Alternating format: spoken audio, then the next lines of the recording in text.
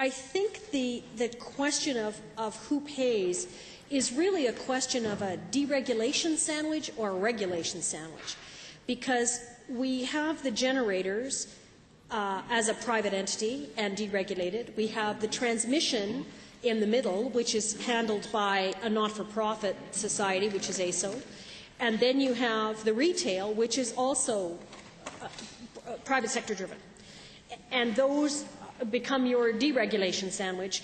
In your regulation sandwich, you had the distributor was in there as well. I personally prefer a regulated sandwich, but we've moved beyond that in this province, and I don't know how you would try and get back there again. But I think that a regulated one ends up being better for the consumer. Part of what I'm sensing is people's frustration around this bill is the sense that they are going to end up paying and they don't have a lot of input. Now, the minister clearly disagrees with me and has walked through a system that he believes actually enhances their ability. But I'm thinking back to things like the Boston Tea Party, because the point of that was they threw their tea in the harbour because they were not going to pay taxes on it, and they'd rather throw it.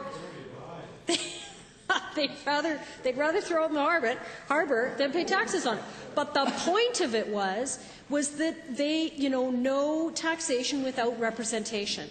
And what I see happening here is that there is a requirement that the consumer pays, and the consumer is looking at this, they're looking at the current situation, they're looking at what the government is putting in place with Bill 50, and they feel that they do not get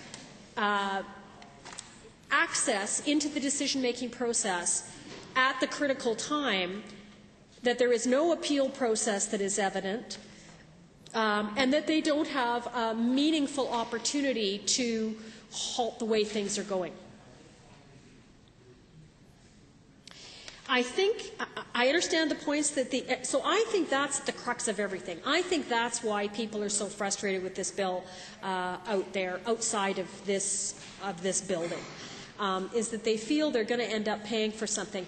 And my colleague has made the point that most of the consumers of electricity in Alberta are not, you and me. They're not individuals. They are the industrial sector and the commercial sector. So those are the people that are really going to end up paying. And I think when we listen to some of the arguments that have been made, including the ones that have been made by the member for Livingston-McLeod, who, to give him credit, actually debated this bill and spoke on the record more than once. But his point was, and that's always interesting, because I find that if there's actually a good argument, people just present the good argument. But when they're a little uncertain about their argument, they end up getting up and trying to belittle their opponent, to get up and say, well, you're not smart enough to grasp this, and this is, beyond you. And it was interesting because both times the member for Livingston-McLeod did that. He started to make an argument and then went off into just bashing anyone that didn't agree with him, and they were stupid if they didn't agree with him, and did they not understand this. I listened to every word you said, member, and I followed it up. So, no, you didn't use the word stupid. That's true. You didn't use the word stupid. But you certainly questioned people's intelligence, and that if they were not going to go along with this, they were somehow, this was the last bit that you were talking about this afternoon, that if people didn't support this, that we were somehow demanding that we go backwards and that there be no improvement. No, that Livingston-McLeod. That's just not, nobody has said that on this side. That's not what part of the debate is. But it does indicate to me that, if there was really good arguments there, you deliver the arguments as you believe them. The Minister of Energy just did that. And he managed to do it without ever insulting my intelligence, my parentage, my belief system or anything else. So he believed in his arguments and he put them on the record. But I was really interested.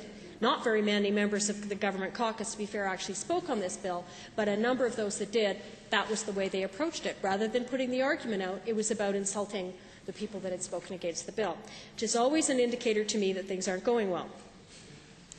I got way off topic there, Mr. Speaker. Because Boston Tea Party representation, and I think the fact that ASO is independent, fair enough, but who sits there to make those decisions? Who are the decision makers? Are decided by the government. So the government totally controls who ends up being appointed to that decision-making body. I'll just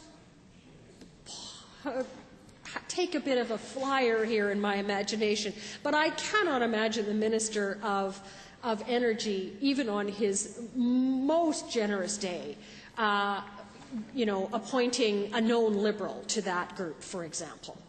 So I think the political process is involved in this by the appointees to ASO. So although it is supposedly non-political and protected from that, I would argue that it's who gets on there is the political control.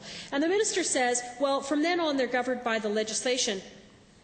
Yeah, but how they choose to work their way through that legislation is always in itself a political process. The other thing that I wanted to,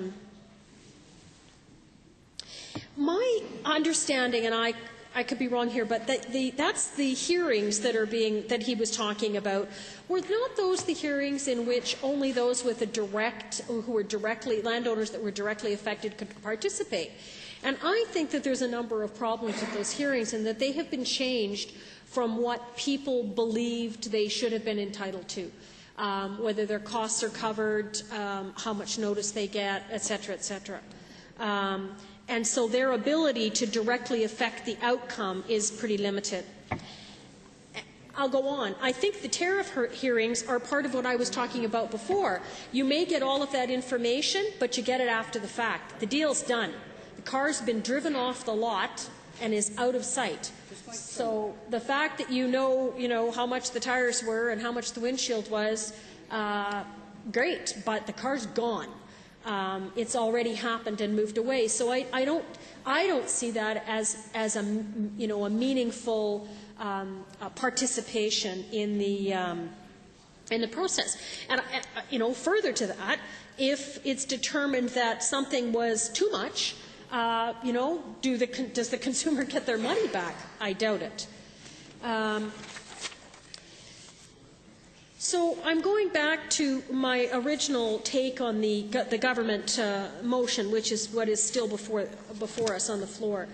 And I think that as I often feel with the government, they were trying to address something, but it was more about how can we look like we're addressing this rather than how can we actually do it. I still don't see a solid appeal process in here. I still don't see the incremental time that I was asking about that makes those stages meaningful.